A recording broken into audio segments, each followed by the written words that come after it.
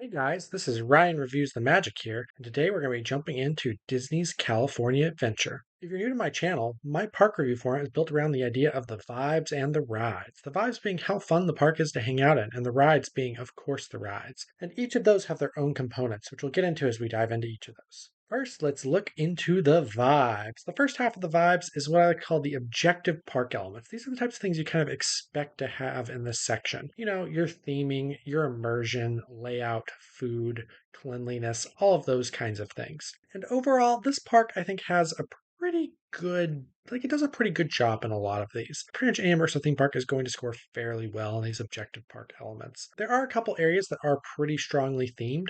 Namely, I think of the Grizzly Peak area as well as Cars Land are really quite immersively themed. And there are a few queues that are quite cool as well, including the indoor section of Mission Breakout, for example. This park does fall off a little bit as you kind of get out of those areas, but that's something we'll be kind of talking about more in the next section of this. But then we also have our immersion. Immersion is kind of just how the park melts the outside world away, and this park does a decently good job of this. Its location isn't the best for immersion, as it does have kind of busy streets around it for most of its sides, but the park overall, I think, does a decent job of kind of keeping your viewpoints inside the park. There are a couple awkward spots, particularly when you're over in kind of the Paradise Bay area. You can see the Pixar Place Hotel, or actually, if you look really closely, you can even see Knott's Berry Farm's drop tower. So the sightlines outside the park aren't too bad for the most part. The sightlines inside the park here are a little bit more of a struggle, especially when you compare it to, say, the park across the Esplanade from it. It seems that a lot of things from areas outside the land you're in have a tendency to peer their way into the land you're in, which can break immersion at times, but it still, I think, does an okay job, and most of these things are things that are worth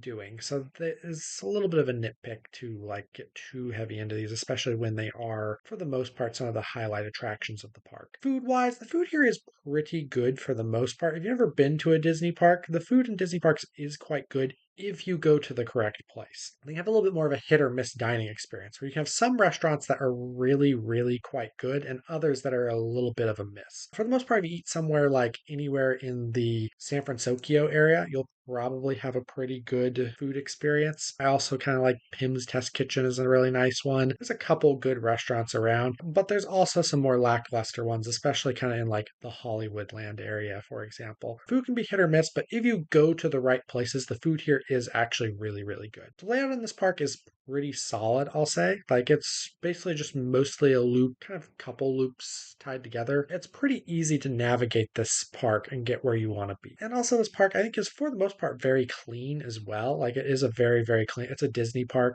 They have an absolute armada of janitors and trash cans and everything in them. So, you'll be hard pressed to find a piece of garbage anywhere, even if you dropped one on the ground 2 seconds ago. So, in terms of these sort of objective park elements, in the grand scheme of amusement parks, this park is very good. And that makes sense. Any immersive Disney theme park is pretty much guaranteed to score really well in these objective park elements. And so, with that, this park's score in these objective elements is 90 out of 100, which is a very, very good score. Once again, not necessarily surprising that a immersive Disney park is scoring 90 out of 100 in this category. Now, this is maybe a bit lower score than you might want to have if you are an immersive theme park like this in this category. Other immersive theme parks I've been to do score better than this. And that leads really well into the next section of this, which is what I could call the park concept execution. If you've watched any of my videos before, you probably already have a little bit of an idea of what's about to happen here. But if you're new here, the example I like to use to try to describe this concept is a good vanilla ice cream versus a bad chocolate ice cream. You might like chocolate ice cream in general better, but a really good vanilla ice cream is often a lot better than a really bad chocolate ice cream. And the same goes with amusement parks. A generic amusement park that's done really, really well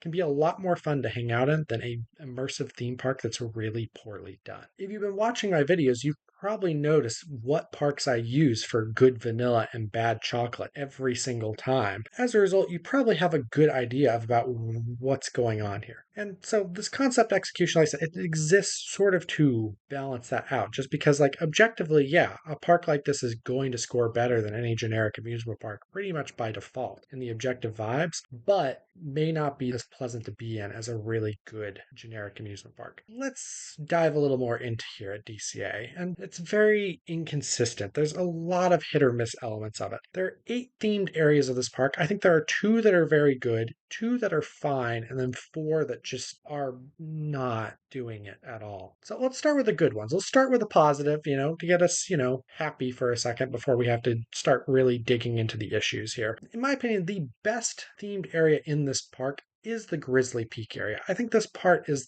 really the only land in this park that really meets the standards of what I expect. And in fact, is the only land in this park that I would legitimately say is one of the best, like maybe top 5 lands in the entire resort. It really is fantastic at putting you into the world of being in a national park. They've done such a good job of creating that national park vibe in this land. And this is really the only land in the park that does a really good job of controlling its sightlines, not just outside the park, but also inside the park. You don't see those other like big attractions in other lands peering into this land, except for like right as you're exiting the land. And yeah, there is one thing outside the park that you do see in this land, but that is a very intentional decision of the Grand Californian Hotel, which is designed to look like a national park's like big lodge that you might stay at if you were spending the night in a national park. That decision to let that one thing outside the park be seen in this section works perfectly well with the concept it's trying to execute.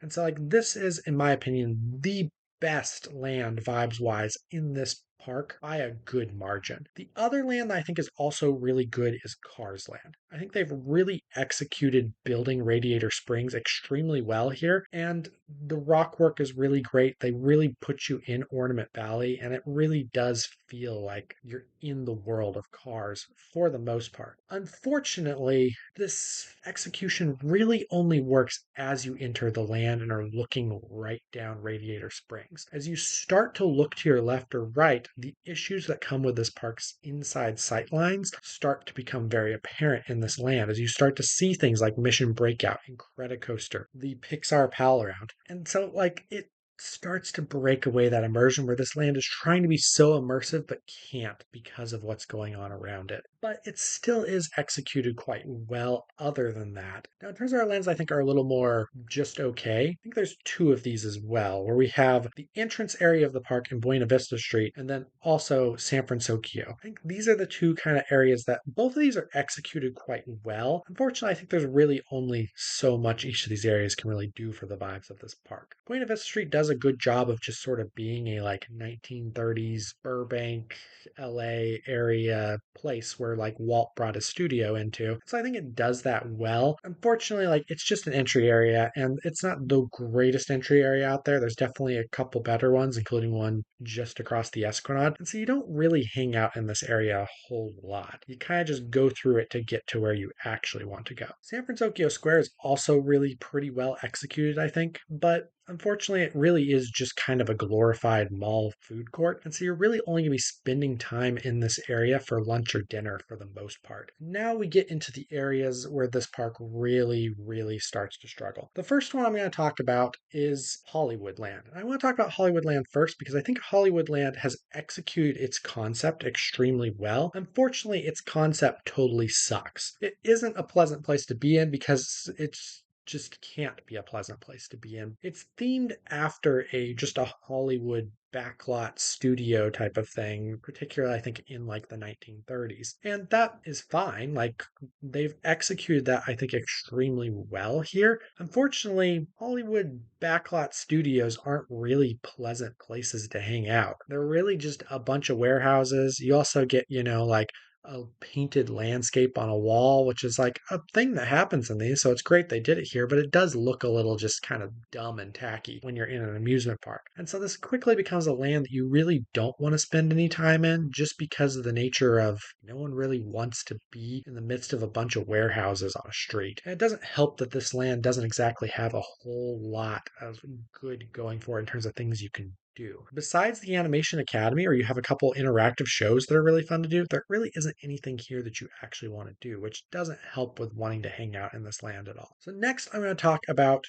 two of my three bottom lands in terms of vibes together because they kind of feel like they're meant to sort of be together.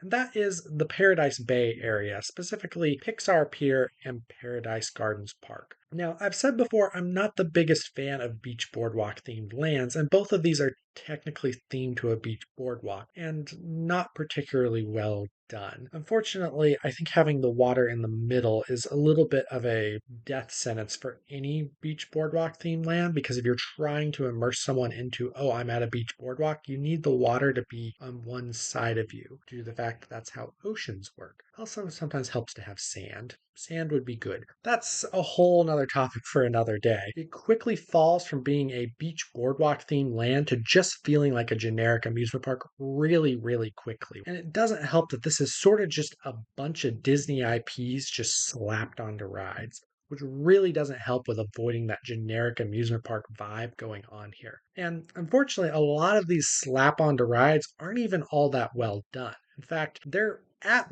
best legacy Cedar Fair caliber, and honestly, that's probably being a little harsh towards legacy Cedar Fair. Legacy Cedar Fair usually did an even better job than this of slapping their IP on a ride. That's really not working here, right? Like you have a goofy themed off the shelf Wild Mouse that just has 2D cardboard cutouts around it. Like this is like state fair caliber attempt at theming a ride. Not even Legacy Six Flags goes this low on theming their Wild Mouse coasters. It just doesn't work. And then Pixar Pier is just a mess of just throwing Pixar IP on rides, and it's just not good. And a lot of them are just poor selections too for what IP was slapped on a ride. Like, how on earth did you slap Inside Out on a balloon ride instead of Up? Of all things. Like if you're gonna put a Pixar IP on a balloon race type ride, you'd think it would be Up. It's such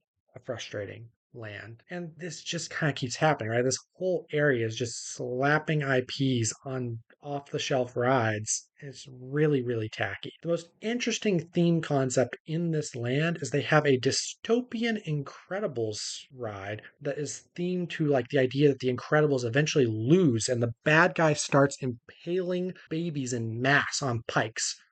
Wait, what? That's not the theme of the ride?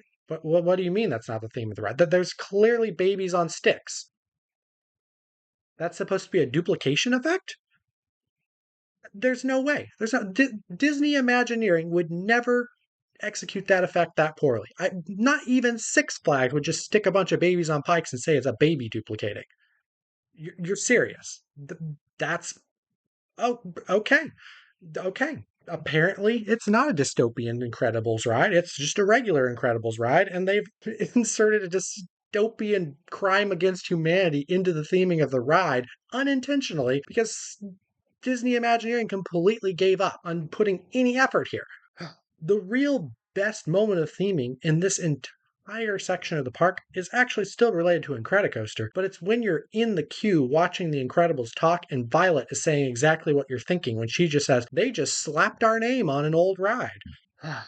Okay. This area is so frustrating. I just don't understand how we ended up at like a Six Flags caliber generic amusement park land claiming to be a Disneyland. And finally, we're going to head over to DC Universe. Sorry, Avengers Campus. But it's not hard to see how you can mix those up. If you just stuck a Batman the Ride clone, a Vekoma Boomerang, and an SNS Free Spin and slapped Iron Man, Captain America, and Thor's names on them, you wouldn't be able to differentiate this land from a Six Flags DC universe that just happened to be themed to Marvel. It's nothing but just like generic looking buildings and concrete. The only thing tying into Avengers at all is that there just happens to be Avengers walking around and the attractions are named after Avengers. What's really frustrating about this is how they eventually actually made this an Avengers themed land is they started by theming Tower of Terror to Guardians of the Galaxy Mission Breakout, which personally I think actually may have been a really good move. But then they didn't tie the rest of the land very well into this ride. They just kind of slapped Avengers stuff on generic buildings around it. And what makes it so frustrating is that there's a way better thing they could have done. See, almost all of the Avengers at some point in the MCU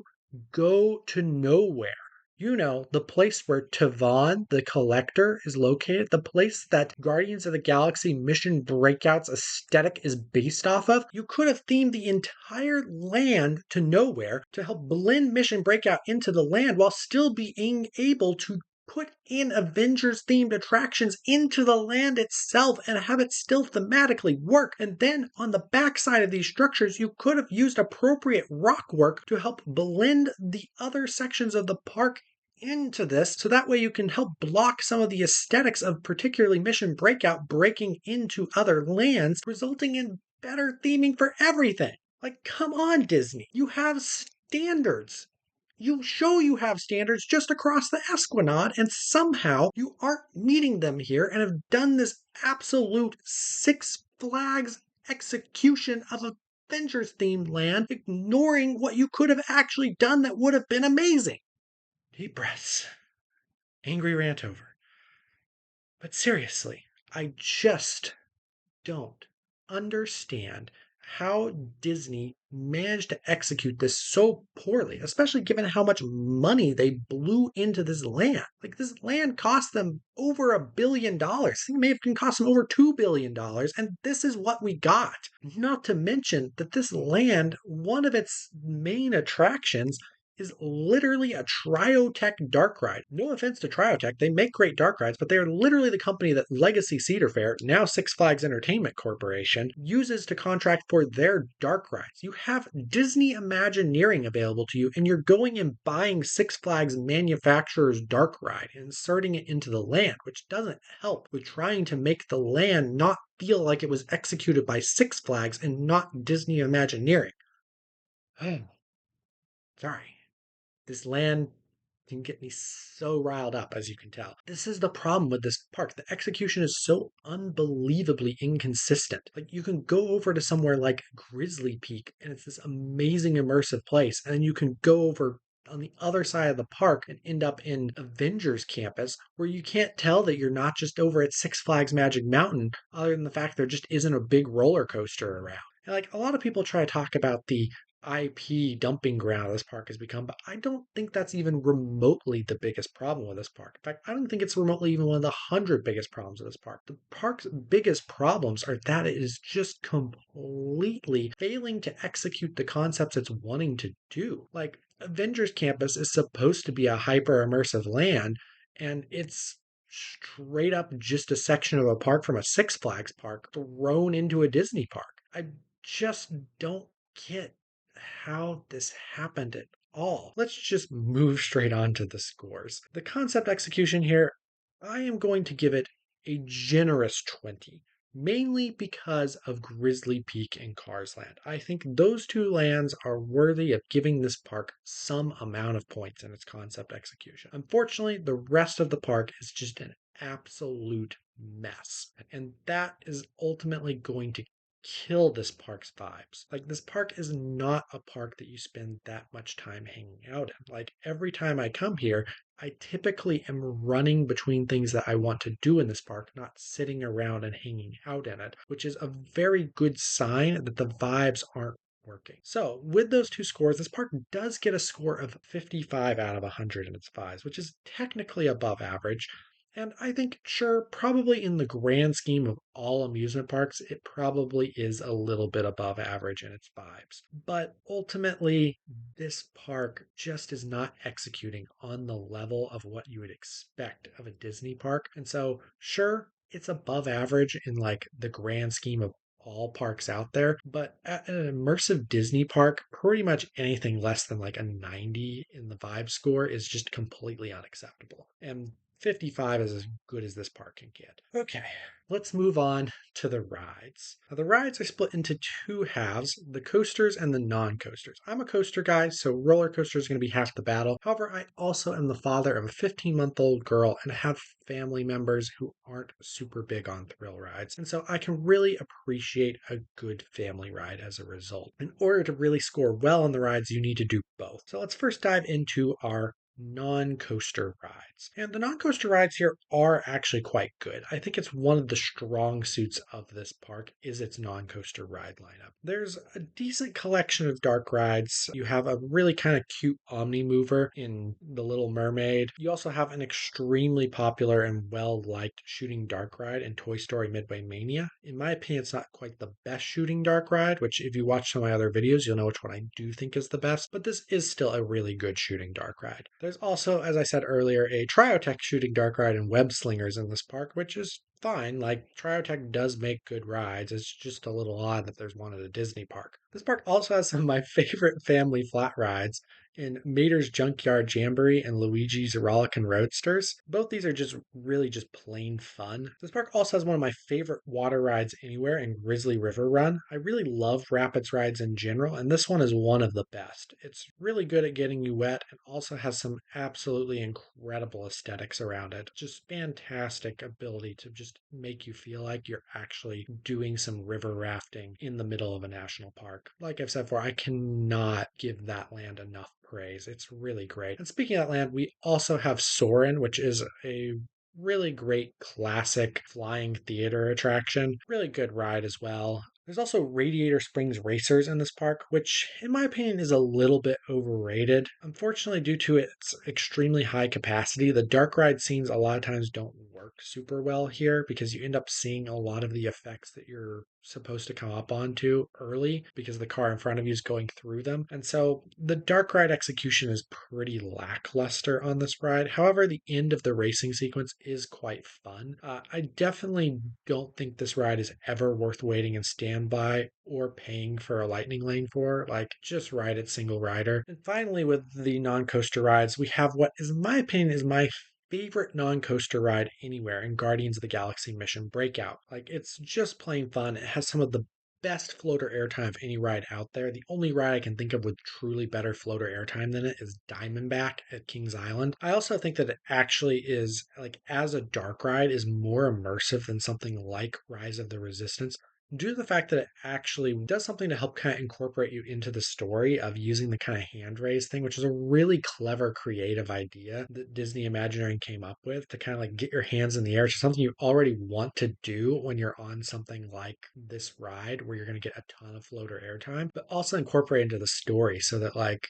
you kind of feel like you're actually part of the story and like aren't just along for the ride. And so I really like that. I also like that it doesn't take itself too seriously. I think sometimes a ride takes itself too seriously that can actually hurt the immersion a little bit. Some of the just kind of comments that Rocket makes throughout it actually I think makes it a little bit better because it feels a little bit like, okay, like the story makes sense. I really am part of it because Rocket is there commenting on what's going on or acknowledging some of the absurdity of what's going on. And I think that really works way better. And I wish that more parks and more like hyper immersive dark rides tried to take themselves just a little less seriously to help actually bring you into them better. It's a very delicate balance, but this ride absolutely knocks it out of the park. So with that, I give this park's non-coaster ride lineup a 95 out of 100. I think it's a very well-rounded lineup. And at the end of the day, Mission Breakout is such a good ride that like there's only so low I could ever score this just because of the existence of that ride alone. It really does everything you want it to do, and the non-coaster rides are definitely the standout element of this park. And finally, we're going to dive into the roller coasters. And first off with the roller coasters here, quantity is really lackluster. Unfortunately, there's only two roller coasters here. When you only have two roller coasters, you're gonna need some really